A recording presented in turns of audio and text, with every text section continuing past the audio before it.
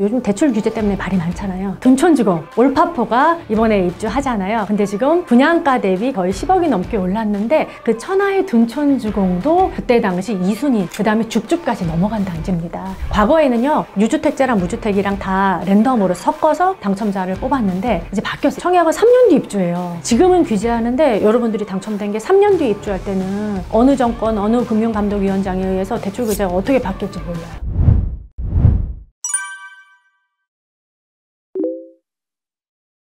이 청약의 제도가 무주택자한테 압도적으로 유리하게 설계가 되어 있습니다. 생애 최초 특별 공급이죠. 그리고 신혼부부 특별 공급부터 해서 노부모 다자녀 이 모든 특공들이 주택이 없는 분들만 특공을 넣을 수가 있습니다. 그래서 이 청약 제도를 공부해 보시고 나한테 유리한 특공이 있는지를 찾아서 그렇게 청약을 도전해 보시면 좋겠고요. 그 다음에 그냥 일반 공급에 가셔도 무주택자가 압도적으로 유리한 게 있는데요. 이 추첨제에서 당첨자를 뽑을 때 무주택자한테 우선 배정하는 제도가 있습니다. 과거에는 유주택자랑 무주택이랑 다 랜덤으로 섞어서 당첨자를 뽑았는데 이제 바뀌었어요. 이건 바뀐 지가 꽤 됐는데 수도권과 광역시에 하나입니다. 지방 중소도시는 배제하고요. 수도권과 광역시에서는요, 민간 분양의 일반 공급에서 추첨제로 당첨자를 선정할 때 75%나 우선 배정해요. 그래서 여러분들이 아무리 가점이 낮아도 추첨제에서도 유리한 게 있기 때문에 무주택자는 청약 제도를 잘 활용해 보시면 좋을 것 같아요. 자금계획 그래서 가장 중요합니다. 이게 재당첨 제한 이슈를 떠나서 자금이 없잖아요. 어렵게 당첨된 거를 놓쳐야 돼요. 그리고 통장이 날아가면은 다시 1순위로 부활하는데도 가입해서 지역마다 다른데 뭐 투기가 해주고는 2년 지나고 수도권 비규제는 1년이 지나야 되고 지방 비규제는 6개월이 지나야지 다시 1순위 자격이 부활이 돼서 그만큼 시간을 잃어버리게 되잖아요. 그래서 신중하셔야 되는데 안타깝게도 계약금을 대출을 알선해 주는 것은 없습니다. 중도금은 중도금 대출 은행에서요, 지역별로 다른 LTV를 적용해서 규제적은 50, 비규제는 60% 중도금 대출을 알선을 해주는데 계약금 10%, 20%는 자기 자본이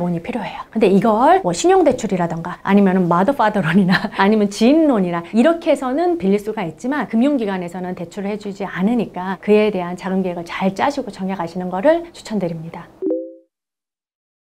저도 다주택이긴 한데 다주택자는 그러니까 어디가 힘드냐면요, 인기 아파트가 힘든 거죠. 수도권 광역시의 인기 아파트는 무주택자 우선 배정 제도가 있어서 힘들고, 근데 그런 수도권 광역시라도 경기가 안 좋다거나 부동산 시장이 굉장히 차갑게 식었다 이럴 때는요, 미계약이나 미분양이 나오기도 해요. 둔촌주공, 올파포가 이번에 입주하잖아요. 근데 지금 분양가 대비 거의 10억이 넘게 올랐는데 그 천하의 둔촌주공도 그때 당시 2순위, 그 다음에 죽주까지 넘어간 단지입니다. 그래서 다주택 라면은 수도권의 인기 단지는 청약으로 뚫기가 힘드니까 이렇게 장이 식었을 때 미분양 미계약을 노리든 아니면은 쉽게 말해서 청무피 사야죠. 청약은 무슨 피 주고 사.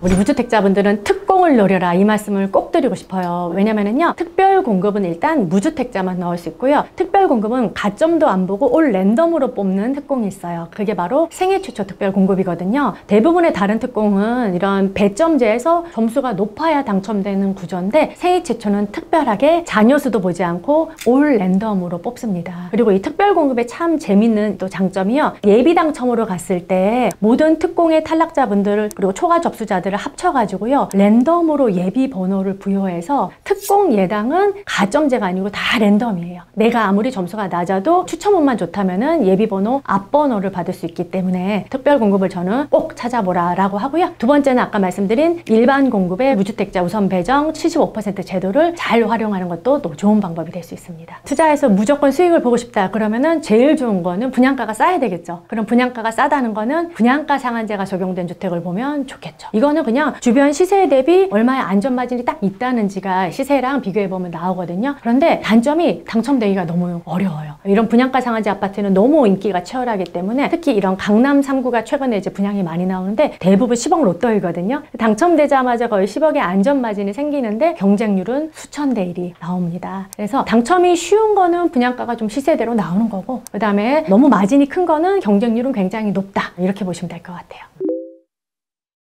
일단 민간 공급은 이 저축액으로 당첨자를 뽑는 게 아니고 가점제하고 추첨제로 당첨자를 뽑기 때문에 내가 가점으로 승부를 보고 싶다면은요, 부양가족을 늘리고 통장 가입 기간을 오래 지속하는 게 중요하고요. 가점 쌓기가 저는 쉽지가 않아요. 이런 분들은 추첨제를 잘 공략하셔야 되고요. 그다음에 저축액을 쌓는 구조는 공공분양입니다. 그래서 나는 공공분양이 당첨되고 싶어요. 이런 분들은요, 과거에는 매월 10만 원씩 불입을 해야 되는데 11월부터는 25만 원으로 불입액이 상향되게 됩니다. 그래서 꼬박꼬박 장기간 이 금액을 얼마나 오랫동안 많이 붙는지의 싸움이 바로 공공분양이다, 이렇게 보시면 될 것 같아요.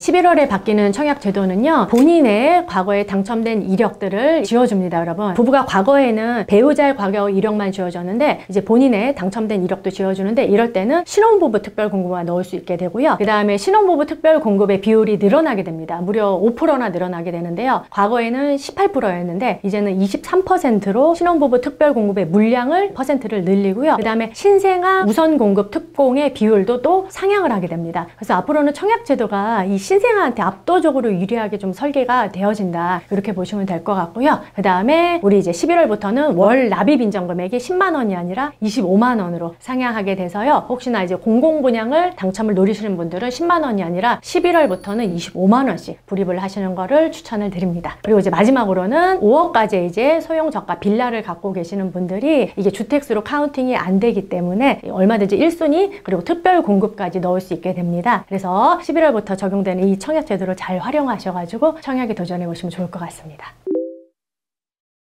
거주 의무 기간을 못 채우면은 일반인한테 매도를 할 수가 없어요. 그래서 거주 의무가 있는 과거에 분양가 상한제가 적용된 단지들, 최근에 뭐 분양을 했던 성담르일이나 뭐 원펜타스 같은 경우 거주 의무가 2년, 5월, 3년이 있는데 이 기간을 채우셔야지 일반인한테 매도를 할 수 있습니다. 못 채우면은 개인 간, 사인 간 거래가 안 된다, 이렇게 보시면 될 것 같아요. 내 임대는 놓을 수 있습니다. 원래 거주 의무가요, 작년에 나온 23년 1월 3일에 나온 대책에서 거주 의무를 폐지하겠다라고 했는데 사실상 폐지가 안 되고 24년 2월 말일에 거주 의무를 3년간 유예를 해줬어요. 그래서 당장 입주를 못 하시는 분들은 3년을 일단 유예를 해줘서 한 바퀴 정도는 세입자를 들여가지고 전세를 줄 수 있지만 반드시 3년 안에는 세입자 퇴거하고 당첨되신 분이 입주를 하셔야 되기 때문에 그에 따른 자금 계획을 잘 짜시고 청약을 하셔야 됩니다. 그러니까 대출 공부를 해야 되는 것 같아요. 일단 계약금 준비가 돼 있어야 되는데 40대 이후는 그 정도는 아는데 아무래도 20대, 30대 분들이 묻지마 청약하시는 분들이 계약금도 없이 넣어요. 통장 난리죠. 제일 좋은 게 계약금이에요. 왜냐면 중도금 대출은 다 나오거든요. 신불자만 아니면은 중도금 대출은 허그에서 보증을 해줘서 다 중도금 대출이 나와요. 사실은 그래서 자금 계획은 좀 대출 지식이 필요해요. 요즘 대출 규제 때문에 말이 많잖아요. 지금 규제 나왔지만 또 내년에 풀릴 것 같거든요. 그때그때 달라가지고 청약은 3년 뒤 입주해요. 지금은 규제하는데 여러분들이 당첨된 게 3년 뒤에 입주할 때는 어느 정권, 어느 금융감독위원장에 의해서 대출 규제가 어떻게 바뀔지 몰라요. 그런 게 있어가지고 사실 자금 계획은 보수적으로 해야죠.